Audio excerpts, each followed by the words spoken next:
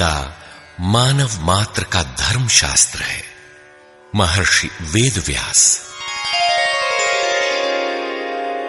श्री कृष्णकालीन महर्षि वेदव्यास से पूर्व कोई भी शास्त्र पुस्तक के रूप में उपलब्ध नहीं था। श्रुत ज्ञान की इस परंपरा को तोड़ते हुए उन्होंने 4 वेद, ब्रह्म सूत्र, महाभारत, भागवत एवं गीता जैसे ग्रंथों में पूर्व संचित भौतिक एवं आध्यात्मिक ज्ञान राशि को संकलित कर अंत में स्वयं ही निर्णय दिया कि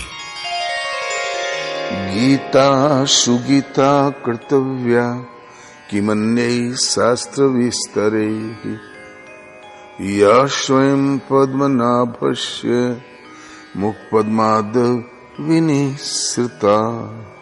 भीष्म पर्व।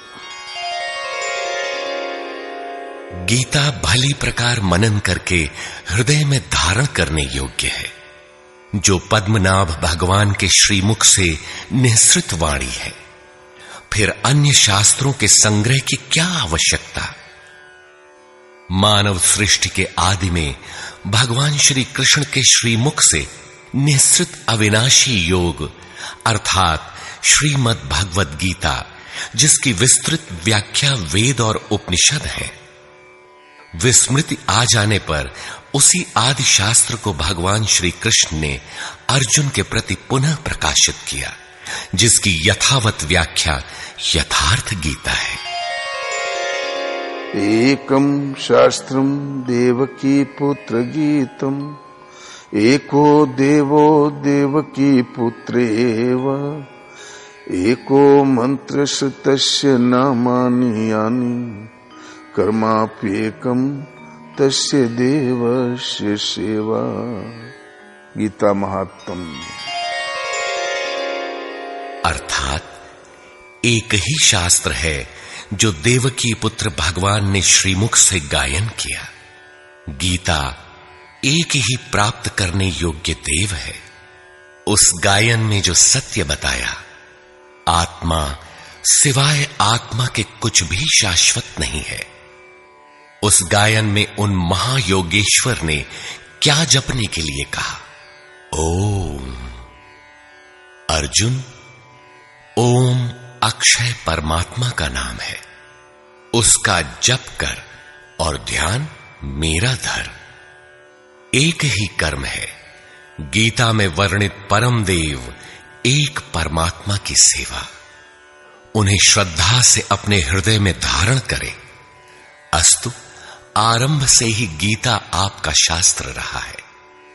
भगवान श्री कृष्ण के हजारों वर्ष पश्चात परवर्ती जिन महापुरुषों ने एक ईश्वर को सत्य बताया, गीता के ही पथ पर चलने वाले पथिक हैं, गीता के ही संदेशवाहक हैं।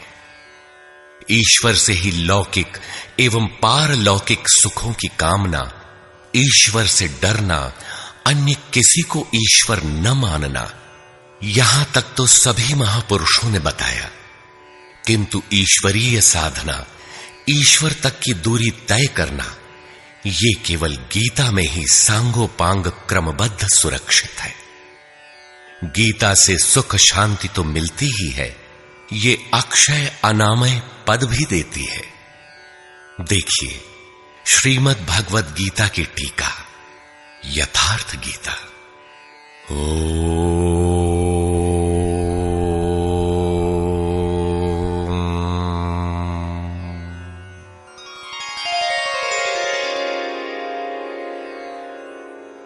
धर्म सिद्धांत 1। सभी प्रभु के पुत्र। ममैवांशो जीवलोके जीवभूतः सनातनः मनः षष्ठानीन्द्रियाणि प्रकृतिस्थानि कर्षति। सभी मानव ईश्वर की संतान है, मेरे विशुद्ध अंश हैं। मानव तन की सार्थकता। किम पुनर्ब्राह्मणा पुण्या भक्ता राजर्षयस्तथा अनित्यमसुखं लोकम् इमं प्राप्य भजस्व माम्। सुख रहित क्षण भंगुर किंतु दुर्लभ मानव तन को पाकर मेरा भजन कर, अर्थात भजन का अधिकार मनुष्य शरीरधारी को है। मनुष्य की केवल दो जाति, द्वौ भूत सर्गौ लोकेऽस्मिन् दैव आसुर एव च। दैवो विस्तरशः प्रोक्त आसुरं पार्थ मे शृणु। मनुष्य केवल दो प्रकार के हैं, देवता और असुर। जिसके हृदय में दैवी संपत्ति कार्य करती है वो देवता है, तथा जिसके हृदय में आसुरी संपत्ति कार्य करती है वो असुर है। तीसरी कोई अन्य जाति सृष्टि में नहीं है। हर कामना ईश्वर से सुलभ। त्रैविद्या मां सोमपाः पूतपापाः यज्ञैरिष्ट्वा स्वर्गतिं प्रार्थयन्ते। ते पुण्यमासाद्य सुरेन्द्रलोकम् अश्नन्ति दिव्यान् दिवि देवभोगान्। मुझे भजकर लोग स्वर्ग तक की कामना करते हैं, मैं उन्हें देता हूं। अर्थात सब कुछ एक परमात्मा से सुलभ है। भगवान की शरण से पापों का नाश। अपि चेदसि पापेभ्यः सर्वेभ्यः पापकृत्तमः सर्वं ज्ञानप्लवेनैव वृजिनं सन्तरिष्यसि। संपूर्ण पापियों से अधिक पाप करने वाला भी ज्ञान रूपी नौका द्वारा निस्संदेह पार हो जाएगा। ज्ञान अध्यात्मज्ञाननित्यत्वं तत्त्वज्ञानार्थदर्शनम् एतज्ज्ञानमिति प्रोक्तम् अज्ञानं यदतोऽन्यथा। आत्मा के आधिपत्य में आचरण तत्व के अर्थ रूप मुझ परमात्मा का प्रत्यक्ष दर्शन ज्ञान है, और इसके अतिरिक्त जो कुछ भी है अज्ञान है। अतः ईश्वर की प्रत्यक्ष जानकारी ही ज्ञान है। भजन का अधिकार सबको। अपि चेत् सुदुराचारो भजते मामनन्यभाक् साधुरेव समन्तव्यः सम्यग् व्यवसितो हि सः। क्षिप्रं भवति धर्मात्मा शश्वच्छान्तिं निगच्छति कौन्तेय प्रतिजानीहि न मे भक्तः प्रणश्यति। अत्यंत दुराचारी भी मेरा भजन करके शीघ्र ही धर्मात्मा हो जाता है एवं सदा रहने वाली शाश्वत शांति को प्राप्त कर लेता है। अतः धर्मात्मा वो है जो एक परमात्मा के प्रति समर्पित है, और भजन करने का अधिकार दुराचारी तक को है। भगवत पथ में बीज का नाश नहीं। नेहाभिक्रमनाशोऽस्ति प्रत्यवायो न विद्यते स्वल्पमप्यस्य धर्मस्य त्रायते महतो भयात्। धर्म अर्थात आत्मदर्शन की क्रिया का स्वल्प आचरण भी जन्म मरण के महान भय से उद्धार करने वाला होता है। धर्म अपरिवर्तनशील है। ईश्वर का निवास। ईश्वरः सर्वभूतानां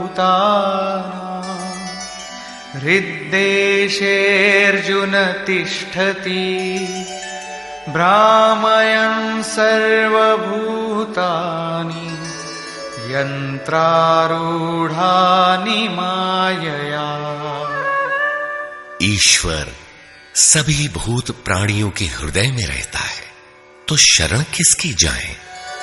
तमेव शरणं गच्छ सर्वभावेन भारत तत्प्रसादात् परां शान्तिं स्थानं प्राप्स्यसि शाश्वतम्।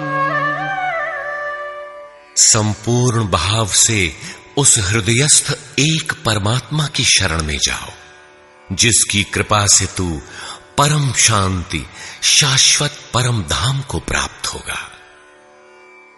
यज्ञ। सर्वाणीन्द्रियकर्माणि प्राणकर्माणि चापरे आत्मसंयमयोगाग्नौ जुह्वति ज्ञानदीपिते। संपूर्ण इंद्रियों के व्यापार को, मन की चेष्टाओं को ज्ञान से प्रकाशित हुई आत्मा में संयम रूपी योगाग्नि में हवन करते हैं। अपाने जुह्वति प्राणं प्राणे पानं तथा परे प्राणापानगतिरुद्ध्वा प्राणायाम परायणा। बहुत से योगी श्वास को प्रश्वास में हवन करते हैं और बहुत से प्रश्वास को श्वास में। इससे उन्नत अवस्था होने पर अन्य श्वास प्रश्वास की गति रोककर प्राणायाम परायण हो जाते हैं। इस प्रकार योग साधना की विधि विशेष का नाम यज्ञ है। उस यज्ञ को कार्य रूप देना कर्म है। कर्म। एवं बहुविधा यज्ञा वितता ब्रह्मणो मुखे कर्मजान् विद्धितान् सर्वान् एवं ज्ञात्वा विमोक्ष्यसे। इस प्रकार बहुत से यज्ञ जैसे श्वास का प्रश्वास में हवन, प्रश्वास का श्वास में हवन, श्वास प्रश्वास का निरोध कर प्राणायाम के परायण होना इत्यादि यज्ञ जिस आचरण से पूर्ण होता है, उस आचरण का नाम कर्म है। कर्म माने आराधना, कर्म माने चिंतन। योग साधना पद्धति का नाम यज्ञ है। विकर्म। विकर्म का अर्थ विकल्प शून्य कर्म है। प्राप्ति के पश्चात महापुरुषों के कर्म विकल्प शून्य होते हैं। आत्मस्थित, आत्मतृप्त, आप्त काम महापुरुषों को न तो कर्म करने से कोई लाभ है और न छोड़ने से कोई हानि ही है। फिर भी वे पीछे वालों के हित के लिए कर्म करते हैं। ऐसा कर्म विकल्प शून्य है, विशुद्ध है, और यही कर्म विकर्म कहलाता है। यज्ञ करने का अधिकार।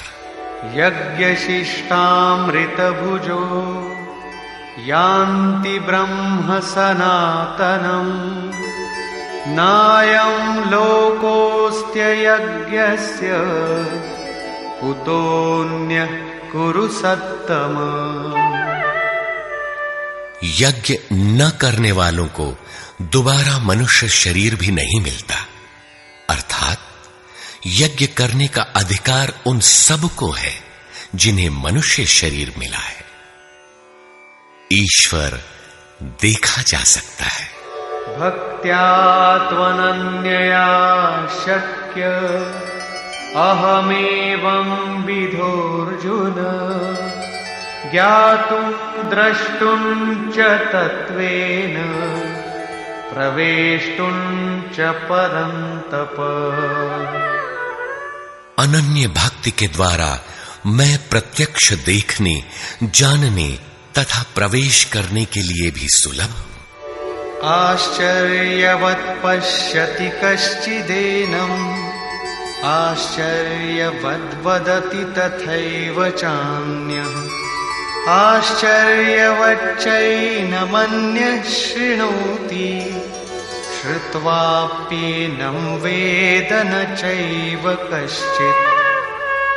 इस अविनाशी आत्मा को कोई विरला ही आश्चर्य की तरह देखता है, आश्चर्य की तरह उपदेश करता है, और कोई विरला ही इसे आश्चर्य की तरह सुनता है। अर्थात ये प्रत्यक्ष दर्शन है। आत्मा ही सत्य है, सनातन है।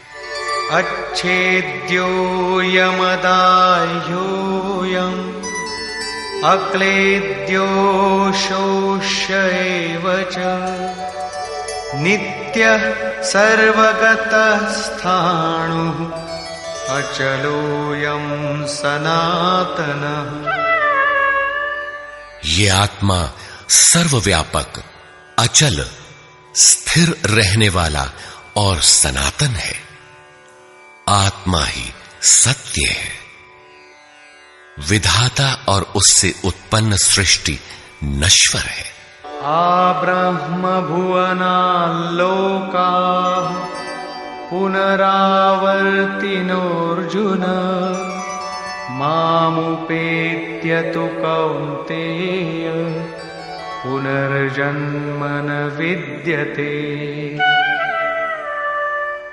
ब्रह्मा और उससे निर्मित सृष्टि, देवता और दानव दुखों की खानी, क्षणभंगुर और नश्वर है, किंतु मेरा भक्त कभी नष्ट नहीं होता। भजन एक परमात्मा का करना चाहिए। देव पूजा। कामैस्तैस्तैर्हितज्ञानाः प्रपद्यन्तेऽन्यदेवताः, तन्तन्नियममास्थाय प्रकृत्या नियताः स्वया। कामनाओं से जिनकी बुद्धि आक्रांत है, ऐसे मूढ़ बुद्धि ही परमात्मा के अतिरिक्त अन्य देवताओं की पूजा करते हैं। येऽप्यन्य देवता भक्ता यजन्ते श्रद्धयान्विताः, तेऽपि मामेव कौन्तेय यजन्त्यविधिपूर्वकम्। देवताओं को पूजने वाला मेरी ही पूजा करता है, किंतु वह पूजन अविधि पूर्वक है, इसलिए नष्ट हो जाता है। यजन्ते सात्विका देवान् यक्षरक्षांसि राजसाः, प्रेतान् भूतगणांश्चान्ये यजन्ते तामसा जनाः।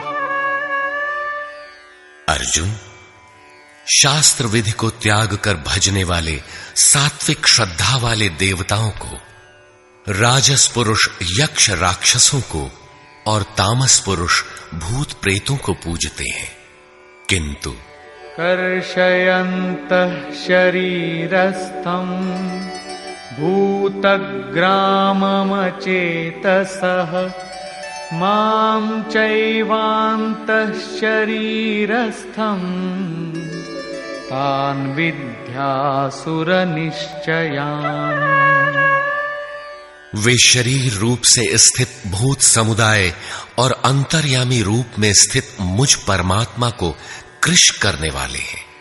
उनको तू असुर जान।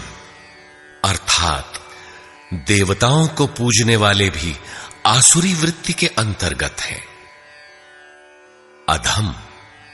तानहं द्विषतः क्रूरान् संसारेषु नराधमान् क्षिपाम्यजस्रमशुभान् आसुरीष्वेव योनिषु। जो यज्ञ की नियत विधि छोड़ कल्पित विधियों से यजन करते हैं, वे ही क्रूर कर्मी, पापाचारी तथा मनुष्यों में अधम है, अन्य कोई अधम नहीं है। नियत विधि क्या है? ओमित्येकाक्षरं ब्रह्म व्याहरन् मामनुस्मरन् यः प्रयाति त्यजन् देहं स याति परमां गतिम्। ओम, जो अक्षय ब्रह्म का परिचायक है, उसका जप तथा मुझ एक परमात्मा का स्मरण, तत्वदर्शी महापुरुष के संरक्षण में ध्यान। शास्त्र इति गुह्यतमं शास्त्रम् इदमुक्तं मया नघ एतद्बुद्ध्वा बुद्धिमान् स्यात् कृतकृत्यश्च भारत।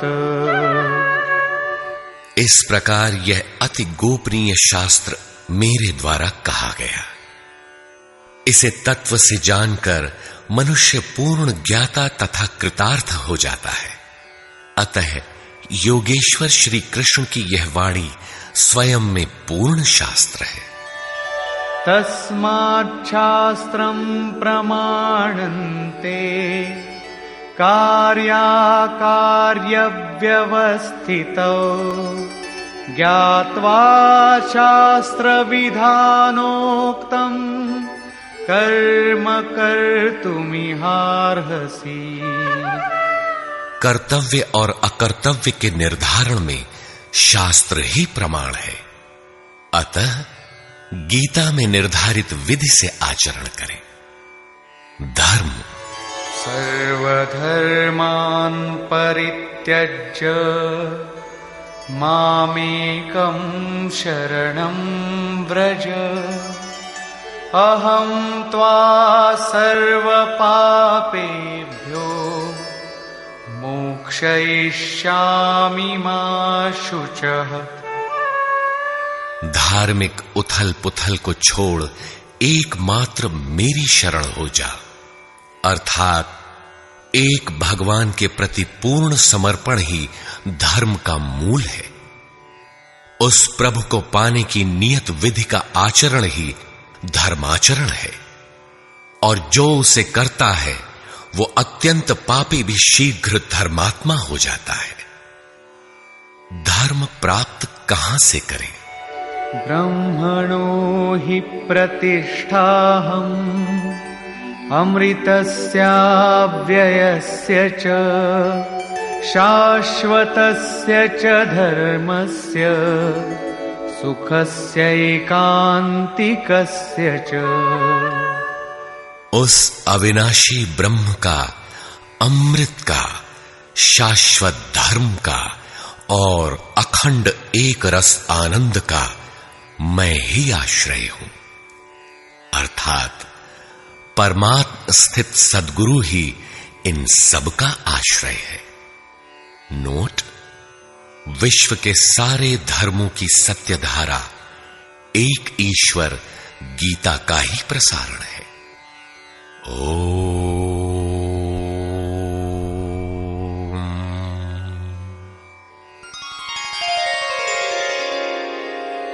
प्राक कथन। वस्तुतः गीता पर टीका लिखने की अब कोई आवश्यकता प्रतीत नहीं होती, क्योंकि इस पर सहस्त्रों टीकाएं लिखी जा चुकी हैं, जिनमें 50 तो केवल संस्कृत में ही है।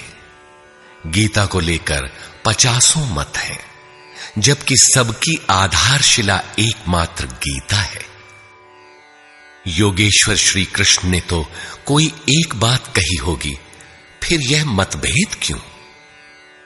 वस्तुतः वक्ता एक ही बात कहता है, किंतु श्रोता यदि 10 बैठे हों तो 10 प्रकार के आशय ग्रहण करते हैं। व्यक्ति की बुद्धि पर तामसी, राजसी अथवा सात्विक गुणों का जितना प्रभाव है, उसी स्तर से उस वार्ता को पकड़ पाता है। इससे आगे वो समझ नहीं पाता। अतः मतभेद स्वाभाविक है। विभिन्न मतवादों से और कभी-कभी एक ही सिद्धांत को अलग-अलग काल और भाषाओं में व्यक्त करने से साधारण मनुष्य संशय में पड़ जाता है। बहुत सी टीकाओं के बीच वह सत्य धारा भी प्रवाहित है, किंतु शुद्ध अर्थ वाली एक टीका हजारों टीकाओं के बीच रख दी जाए तो उनमें यह पहचानना कठिन हो जाता है कि यथार्थ कौन है। वर्तमान काल में गीता की बहुत सी टीकाएं हो गई हैं।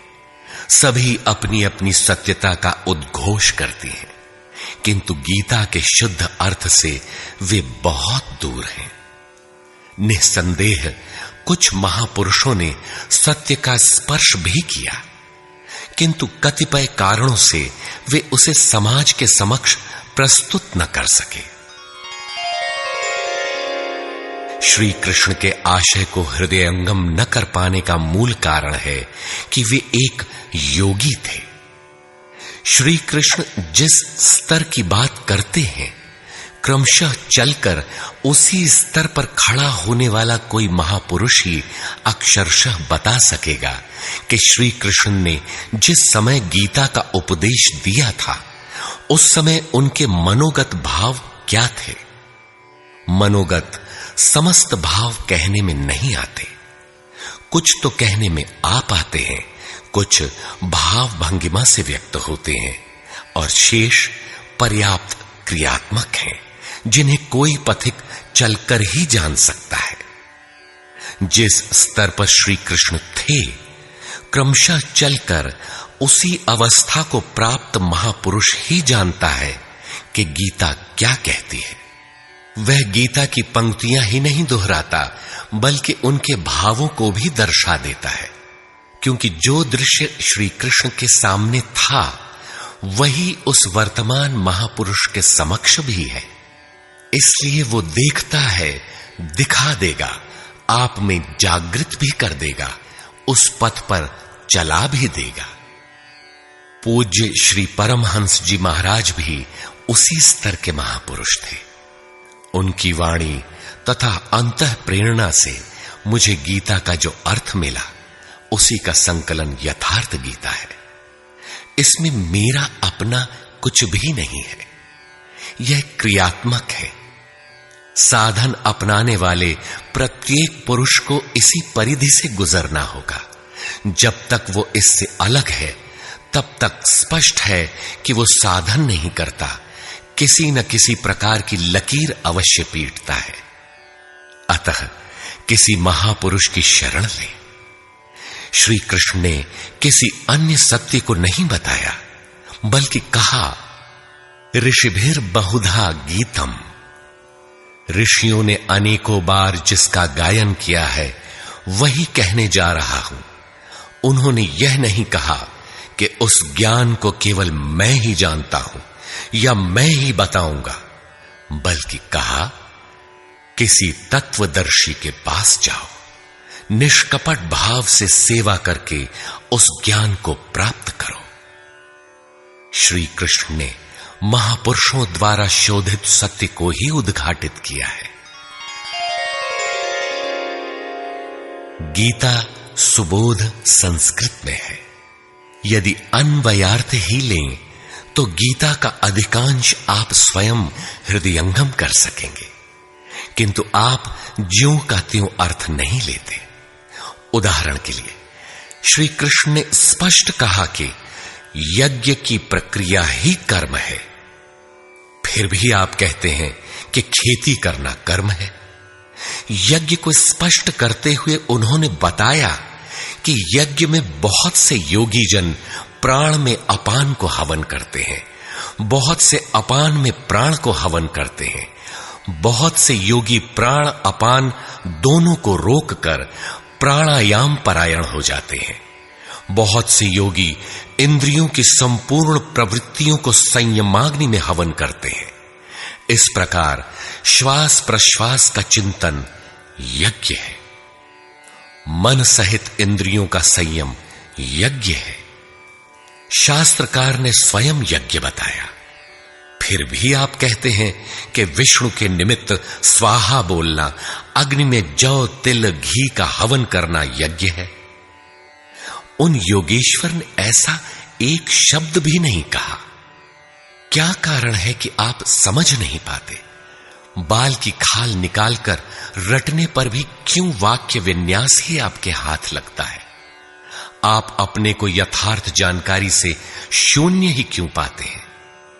वस्तुतः मनुष्य जन्म लेकर क्रमशः बड़ा होता है तो पैतृक संपत्ति, घर, दुकान, जमीन जायदाद, पद प्रतिष्ठा, गाय भैंस, यंत्र उपकरण इत्यादि उसे विरासत में मिलती है।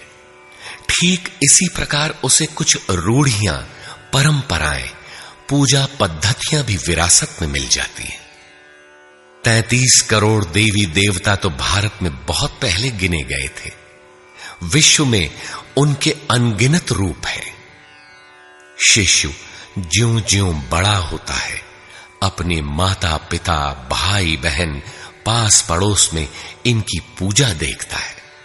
परिवार में प्रचलित पूजा पद्धतियों की अमिट छाप उसके मस्तिष्क पर पड़ जाती है।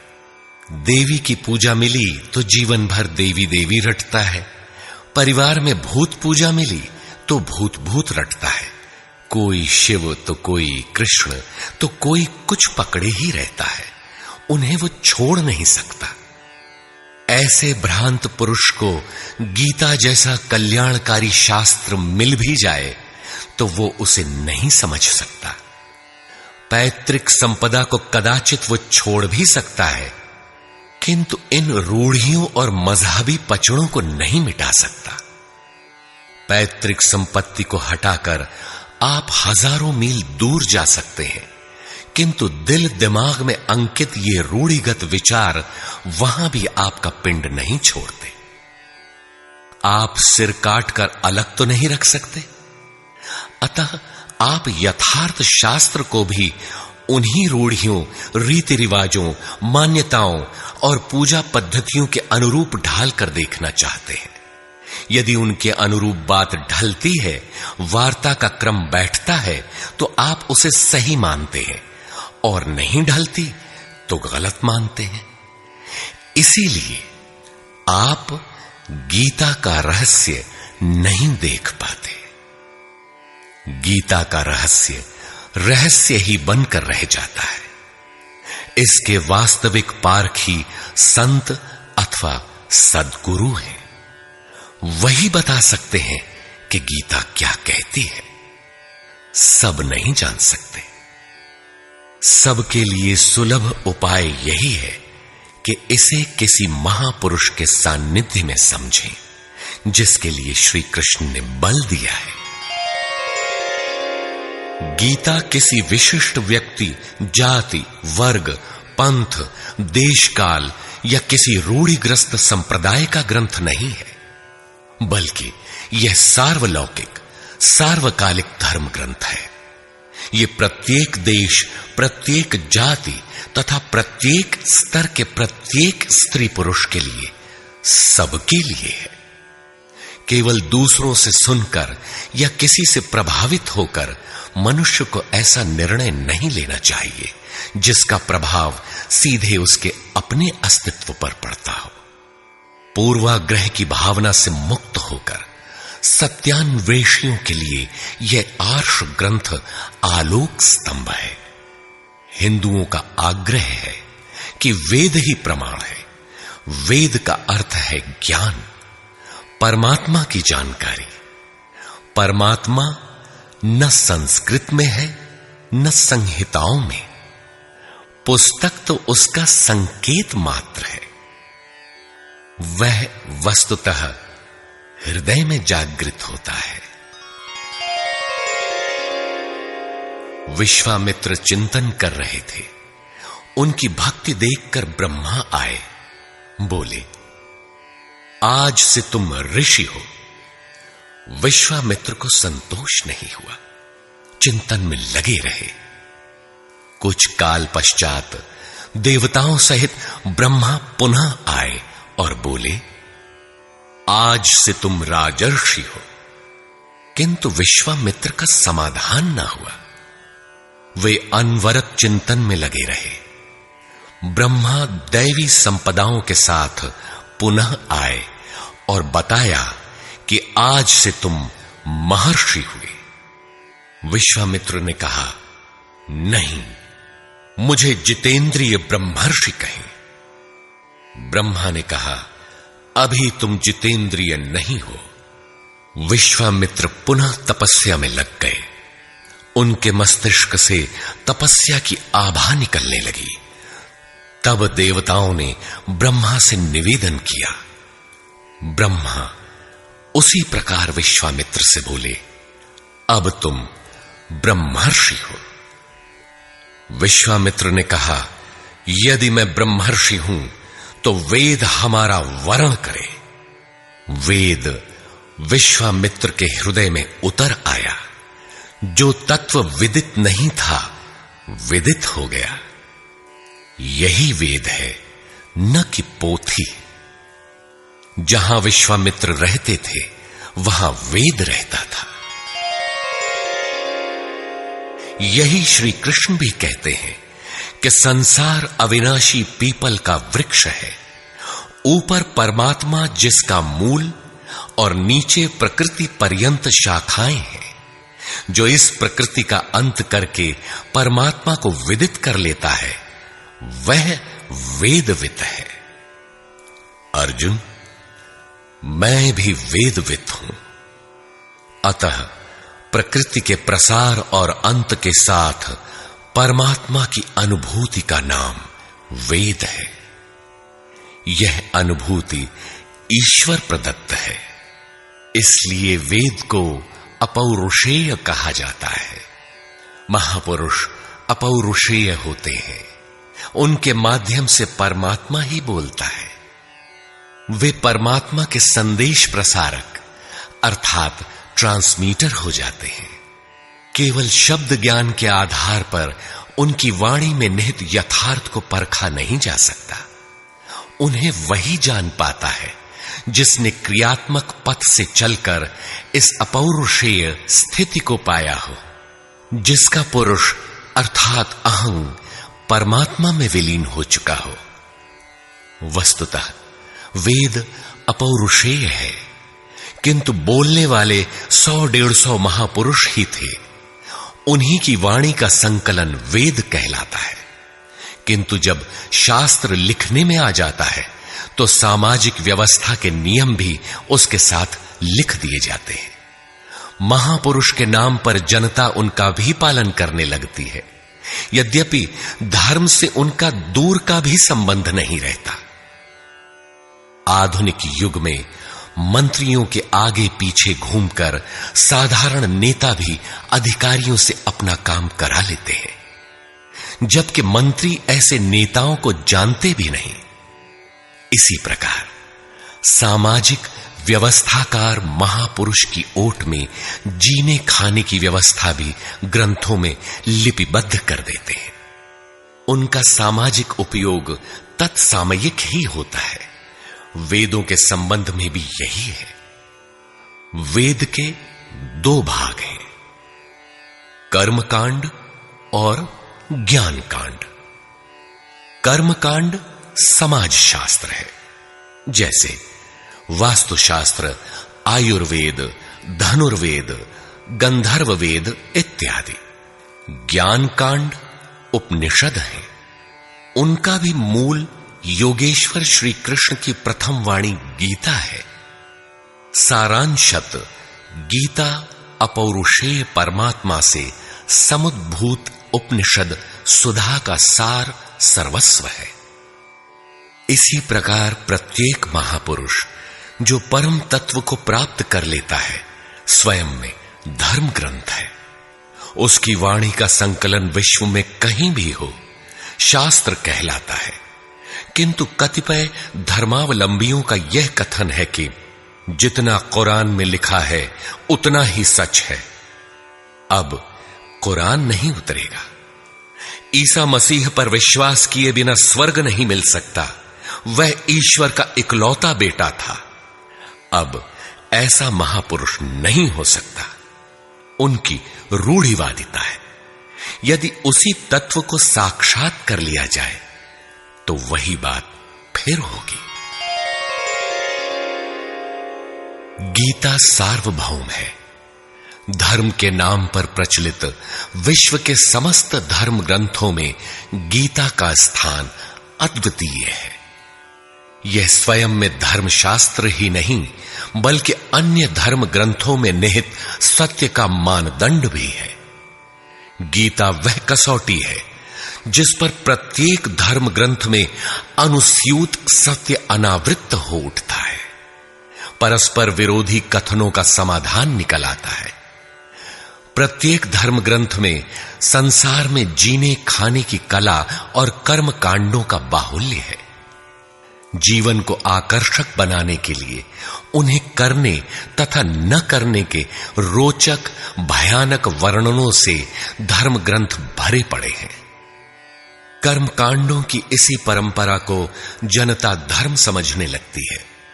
जीवन निर्वाह की कला के लिए निर्मित पूजा पद्धतियों में देश काल और परिस्थितियों के अनुसार परिवर्तन स्वाभाविक है। धर्म के नाम पर समाज में कलह का यही एकमात्र कारण है। गीता इन क्षणिक व्यवस्थाओं से ऊपर उठकर आत्मिक पूर्णता में प्रतिष्ठित करने का क्रियात्मक अनुशीलन है, जिसका एक भी श्लोक भौतिक जीवन यापन के लिए नहीं है। इसका प्रत्येक श्लोक आपसे आंतरिक युद्ध आराधना की मांग करता है। तथाकथित धर्म ग्रंथों की भांति यह आपको स्वर्ग या नर्क के द्वंद्व में फंसाकर नहीं छोड़ता, बल्कि उस अमरत्व की उपलब्धि कराता है जिसके पीछे जन्म मृत्यु का बंधन नहीं रह जाता। प्रत्येक महापुरुष की अपनी शैली और कुछ अपने विशिष्ट शब्द होते हैं। योगेश्वर श्री कृष्ण ने भी गीता में कर्म, यज्ञ, वर्ण, वर्ण संकर, युद्ध, क्षेत्र, ज्ञान इत्यादि शब्दों पर बार बार बल दिया है। इन शब्दों का अपना आशय है और पुनरावृत्ति में भी इनका अपना सौंदर्य है। हिंदी रूपांतरण में इन शब्दों को उसी आशय में लिया गया है तथा आवश्यक स्थलों की व्याख्या भी की गई है। गीता के आकर्षण निम्नलिखित प्रश्न हैं, जिनका आशय आधुनिक समाज खो चुका है। वे इस प्रकार हैं जिन्हें यथार्थ गीता में आप पाएंगे। श्री कृष्ण एक योगेश्वर थे। सत्य, आत्मा ही सत्य है। सनातन, आत्मा सनातन है, परमात्मा सनातन है। सनातन धर्म परमात्मा से मिलाने वाली क्रिया है। युद्ध दैवी एवं आसुरी संपदाओं का संघर्ष युद्ध है। ये अंतःकरण की दो प्रवृत्तियां हैं। इन दोनों का मिटना परिणाम है। युद्ध स्थान, यह मानव शरीर और मन सहित इंद्रियों का समूह युद्ध स्थल है। ज्ञान, परमात्मा की प्रत्यक्ष जानकारी ज्ञान है। योग, संसार के संयोग वियोग से रहित अव्यक्त ब्रह्म के मिलन का नाम योग है। ज्ञान योग, आराधना ही कर्म है। अपने पर निर्भर होकर कर्म में प्रवृत्त होना ज्ञान योग है। निष्काम कर्म योग, इष्ट पर निर्भर होकर समर्पण के साथ कर्म में प्रवृत्त होना निष्काम कर्म योग है। श्री कृष्ण ने किस सत्य को बताया? श्री कृष्ण ने उसी सत्य को बताया जिसको तत्वदर्शियों ने पहले देख लिया था और आगे भी देखेंगे। यज्ञ साधना की विधि विशेष का नाम यज्ञ है। कर्म, यज्ञ को कार्य रूप देना ही कर्म है। वर्ण, आराधना की एक ही विधि जिसका नाम कर्म है, जिसको 4 श्रेणियों में बांटा है, वही 4 वर्ण है। ये एक ही साधक का ऊंचा नीचा स्तर है, न कि जाति। वर्ण संकर, परमात्म पथ से च्युत होना, साधन में भ्रम उत्पन्न हो जाना वर्ण संकर है। मनुष्य की श्रेणी, अंतःकरण के स्वभाव के अनुसार मनुष्य 2 प्रकार का होता है। एक देवताओं जैसा, दूसरा असुरों जैसा।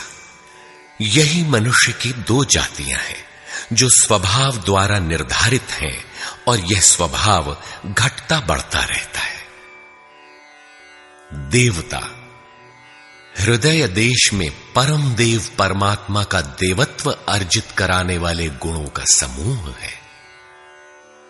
वाह्य देवताओं की पूजा कामनाओं से जिनकी बुद्धि आक्रांत है, ऐसे अविवेकी और मूढ़ बुद्धि की देन है। वे मेरे ही पुजारी हैं, किंतु अविधि पूर्वक है। अवतार व्यक्ति के हृदय में होता है, बाहर नहीं।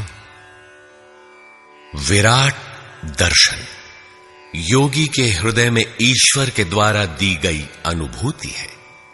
भगवान साधक में दृष्टि बनकर खड़े हों तभी दिखाई पड़ते हैं। पूजनीय देव इष्ट, एकमात्र परात्पर ब्रह्म ही पूजनीय देव है। उसे खोजने का स्थान हृदय देश है। उसकी प्राप्ति का स्रोत उसी अव्यक्त स्वरूप में स्थित प्राप्ति वाले महापुरुष के द्वारा है।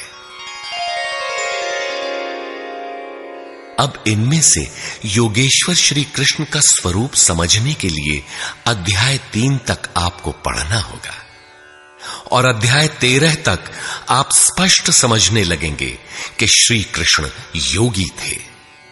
अध्याय 2 से ही सत्य निखर जाएगा। सनातन और सत्य एक दूसरे के पूरक हैं। ये अध्याय 2 से ही स्पष्ट होगा, वैसे पूर्ति पर्यंत चलेगा। युद्ध अध्याय 4 तक स्पष्ट होने लगेगा। 11 तक संशय निर्मूल हो जाएगा। वैसे अध्याय 16 तक देखना चाहिए। युद्ध स्थल के लिए अध्याय 13 बार बार देखें।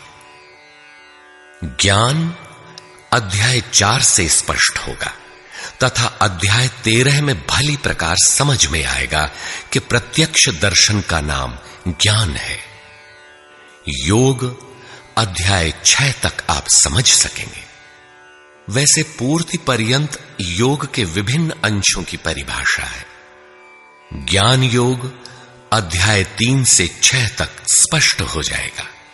आगे देखने की कोई विशेष आवश्यकता नहीं है। निष्काम कर्म योग अध्याय 2 से आरंभ होकर पूर्ति पर्यंत है।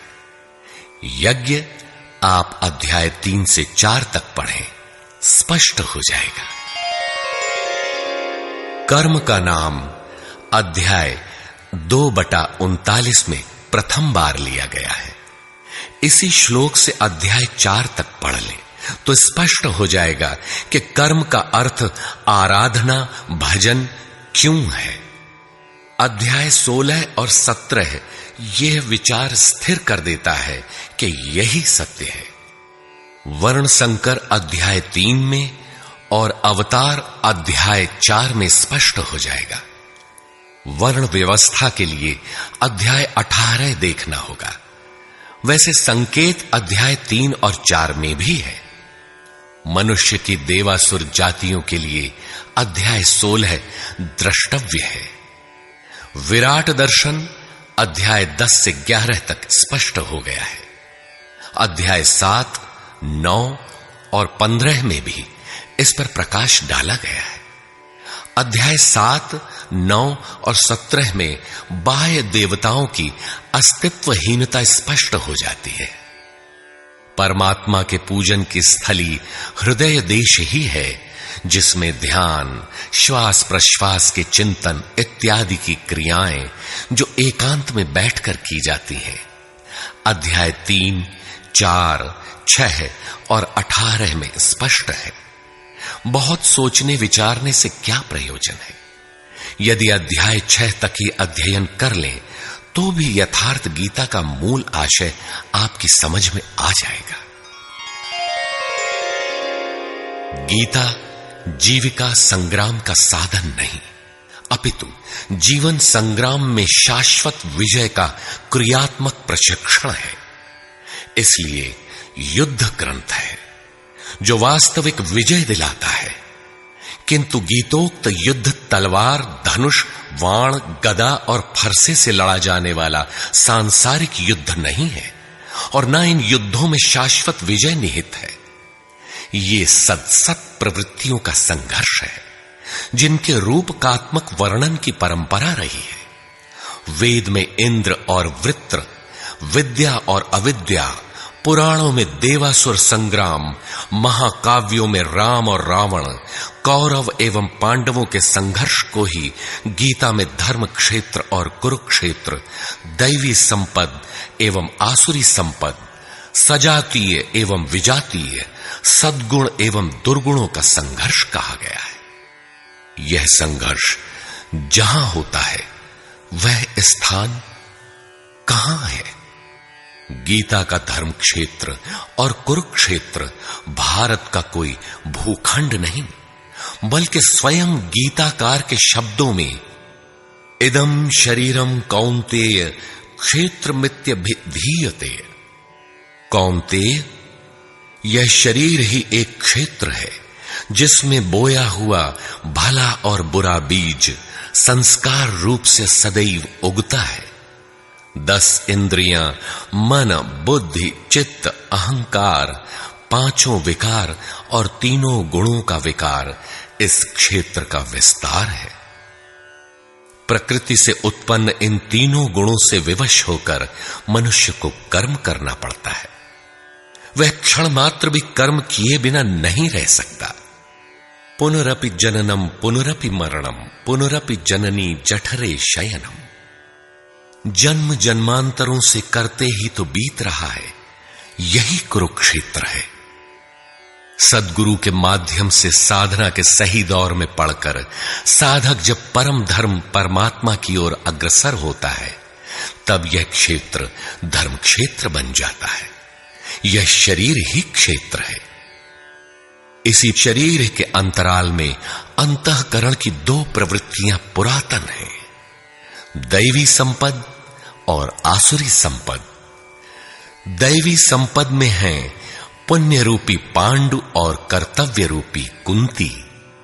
पुण्य जागृत होने से पहले मनुष्य जो कुछ भी कर्तव्य समझकर करता है, अपनी समझ से वह कर्तव्य ही करता है, किंतु उससे कर्तव्य होता नहीं, क्योंकि पुण्य के बिना कर्तव्य को समझा ही नहीं जा सकता। कुंती ने पांडु से संबंध होने से पूर्व जो कुछ भी अर्जित किया वह था कर्ण। आजीवन कुंती के पुत्रों से लड़ता रह गया। पांडवों का दुर्धर्ष शत्रु यदि कोई था तो वह था कर्ण। विजातीय कर्म ही कर्ण है जो बंधनकारी है, जिससे परंपरागत रूढ़ियों का चित्रण होता है। पूजा पद्धतियां पिंड नहीं छोड़ती। पुण्य जागृत होने पर धर्म रूपी युधिष्ठिर, अनुराग रूपी अर्जुन, भाव रूपी भीम, नियम रूपी नकुल, सत्संग रूपी सहदेव, सात्विकता रूपी सात्यकी, काया में सामर्थ्य रूपी काशीराज, कर्तव्य के द्वारा भव पर विजय कुंती भोज इत्यादि इष्टोन्मुखी मानसिक प्रवृत्तियों का उत्कर्ष होता है, जिनकी गणना 7 अक्षौहिणी है। अक्ष दृष्टि को कहते हैं। सत्यमयी दृष्टिकोण से जिसका गठन है वह है दैवी संपद। परम धर्म परमात्मा तक की दूरी तय कराने वाली ये 7 सीढ़ियां, 7 भूमिकाएं हैं न कि कोई गणना विशेष। वस्तुतः ये प्रवृत्तियां अनंत हैं। दूसरी ओर है कुरुक्षेत्र, जिसमें 10 इंद्रियां और 1 मन 11 अक्षौहिणी सेना है। मन सहित इंद्रियमयी दृष्टिकोण से जिसका गठन है वह है आसुरी संपद, जिसमें है अज्ञान रूपी धृतराष्ट्र, जो सत्य को जानते हुए भी अंधा बना रहता है। उसकी सहचारिणी है गांधारी, इंद्रिय आधार वाली प्रवृत्ति। इनके साथ हैं मोह रूपी दुर्योधन, दुर्बुद्धि रूपी दुःशासन, विजातीय कर्म रूपी कर्ण, भ्रम रूपी भीष्म, द्वैत के आचरण रूपी द्रोणाचार्य, आसक्ति रूपी अश्वत्थामा, विकल्प रूपी विकर्ण, अधूरी साधना में कृपा के आचरण रूपी कृपाचार्य, और इन सब के बीच जीव रूपी विदुर है, जो रहता है अज्ञान में, किंतु दृष्टि सदैव पांडवों पर है। पुण्य से प्रवाहित प्रवृत्ति पर है, क्योंकि आत्मा परमात्मा का शुद्ध अंश है। इस प्रकार आसुरी संपद भी अनंत है। क्षेत्र एक ही है, यह शरीर, इसमें लड़ने वाली प्रवृत्तियां 2 हैं। एक प्रकृति में विश्वास दिलाती है, नीच अधम योनियों का कारण बनती है, तो दूसरी परम पुरुष परमात्मा में विश्वास और प्रवेश दिलाती है। तत्वदर्शी महापुरुष के संरक्षण में क्रमशः साधन करने पर दैवी संपत्ति का उत्कर्ष और आसुरी संपत्ति का सर्वथा शमन हो जाता है। जब कोई विकार ही नहीं रहा, मन का सर्वथा निरोध और निरुद्ध मन का भी विलय हो जाता है, तो दैवी संपत्ति की आवश्यकता समाप्त हो जाती है। अर्जुन ने देखा कि कौरव पक्ष के अनंतर पांडव पक्ष के योद्धा भी योगेश्वर में समाहित हो रहे हैं। पूर्ति के साथ दैवी संपत्ति भी विलीन हो जाती है। अंतिम शाश्वत परिणाम निकल आता है। इसके पश्चात महापुरुष यदि कुछ करता है तो केवल अनुयायियों के मार्गदर्शन के लिए ही करता है। लोक संग्रह की इसी भावना से महापुरुषों ने सूक्ष्म मनोभावों का वर्णन उन्हें ठोस स्थूल रूप देकर किया है। गीता छंदोबद्ध है, व्याकरण सम्मत है, किंतु इसके पात्र प्रतीकात्मक हैं। अमूर्त योग्यताओं के मूर्त रूप मात्र है। गीता के आरंभ में 30-40 पात्रों का नाम लिया गया है, जिनमें आधे सजातीय हैं, आधे विजातीय।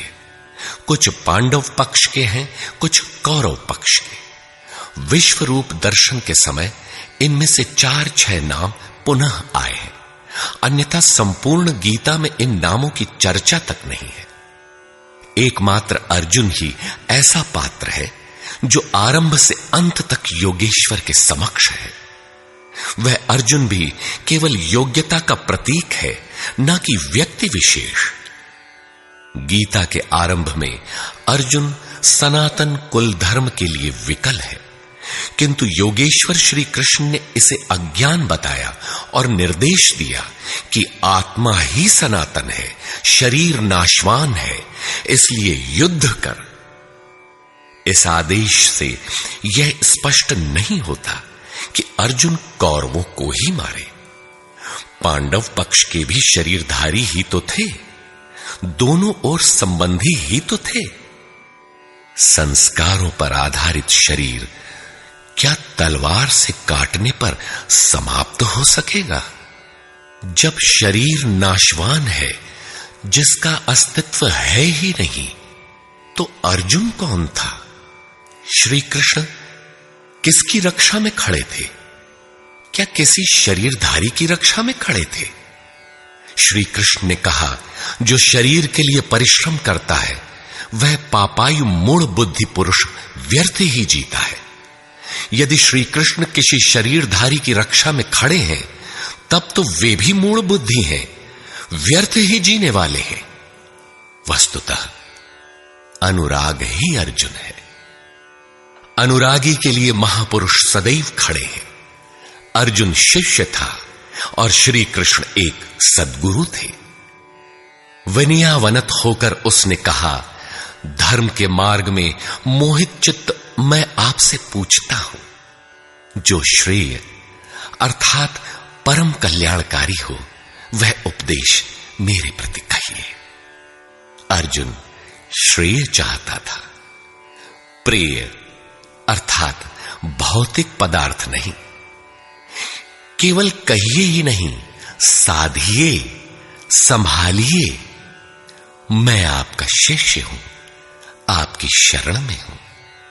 इसी प्रकार गीता में स्थान स्थान पर स्पष्ट है कि अर्जुन आर्त अधिकारी है और योगेश्वर श्री कृष्ण एक सद्गुरु हैं। वे सद्गुरु अनुरागी के साथ सदैव रहते हैं, उनका मार्गदर्शन करते हैं। जब भावुकतावश कोई व्यक्ति पूज्य महाराज जी के पास रहने का आग्रह करने लगता है, तब वे कहा करते थे, जाओ, शरीर से कहीं रहो, मन से मेरे पास आते रहो। प्रातः सायं राम शिव ओम किसी 1, 2, 2.5 अक्षर के नाम का जाप करो और मेरे स्वरूप का हृदय में ध्यान धरो। 1 मिनट भी स्वरूप पकड़ लोगे तो जिसका नाम भजन है वो मैं तुम्हें दूंगा। इससे अधिक पकड़ने लगोगे तो हृदय से रथी बनकर सदैव तुम्हारे साथ रहूंगा। जब सुरत पकड़ में आ जाती है तो इसके बाद महापुरुष इतना ही पास में रहते हैं जितना हाथ, पांव, नाक, कान इत्यादि आपके पास है। आप हजारों किलोमीटर दूर क्यों ना हो, वह सदैव समीप है। मन में विचारों के उठने से भी पहले वे मार्गदर्शन करने लग जाते हैं। अनुरागी के हृदय में वह महापुरुष सदैव आत्मा से अभिन्न होकर जागृत रहते हैं। अर्जुन अनुराग का प्रतीक है।